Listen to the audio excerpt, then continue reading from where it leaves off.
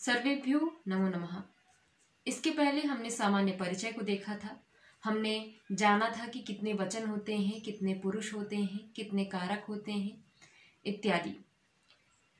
ये जो वचन होते हैं, चलिए इसको थोड़ा समझते हैं। एक वचन, संख्या में एक होने पर एक वचन, संख्या में दो होने पर द्विवचन और संख्या में तीन या तीन से अधिक होने पर बहुवचन हो जाता है।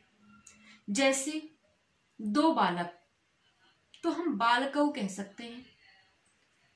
लेकिन इसके लिए आवश्यक ये है, ये आपको तभी समझ में आएगा जब आपको शब्द रूपों का ज्ञान होगा, और आगे जब मैं कुछ समझाऊंगी तो उसके लिए आपको धातु रूपों का भी ज्ञान होना आवश्यक है। अब पुरुष कौन होता है? जो संवाद के समय भागीदार हो वो पुरुष होता है। जैसे या तो संवाद में कौन भागीदार होगा? या तो आप होंगे, या तो मैं होंगी, या तो तुम होगे, या तो कोई अन्य पुरुष हो सकता है जिसके बारे में हम बात कर रहे हों, तो ये पुरुष हो जाता है। अब प्रथम पुरुष में कौन लोग आएंगे? प्रथम पुरुष में संज्ञाएं आएंगी और सर्वनाम शब्द आएंगे। साथ ही हम भवत शब्द को भी लेंगे। भवत जैसे भवान माने आप, भवती माने आप।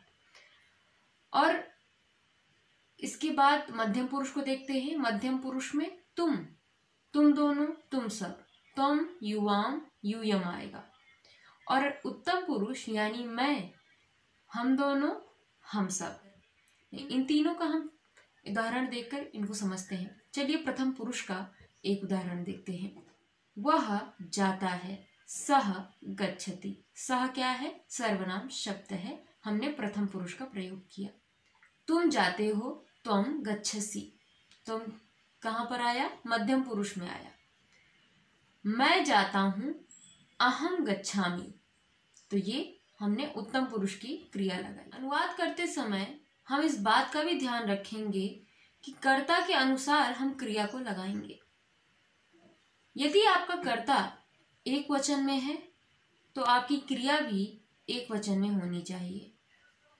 जैसे रमेश जाता है, रमेशः गच्छति। तो रमेश क्या है? एक है, एक वचन का रूप है रमेशः। तो हमने एक वचन की क्रिया लगाई गच्छति। और तीनों लिंगों में धातु का वही रूप रहता है। मतलब जैसे हमने बोला था कि रमेश जाता है तो रमेशः गच्छति। लेकिन अगर हम बोल देते कि सीता जाती है तो सीता स्त्रीलिंग है, तब भी हम क्या बोलेंगे? सीता गच्छति। तो लिंग चाहे जो भी हो, धातु का वही रूप रहता है। और यदि आप वाक्य में कोई कर्म प्रयोग करते हैं तो उसमें द्वितीय हो जाता है। चलिए उसको भी समझ लेते हैं। रमेश को ही लेते हैं। रमेश विद्यालय जाता है तो रमेशः विद्यालयं गच्छति। तो विद्यालयम में द्वितीय हमने लगाया, क्योंकि उसका अर्थ अगर हम देखें हिंदी में भी तो रमेश विद्यालय को जाता है। तो हम यदि कारक में जाएं तो हमने क्या सीखा था?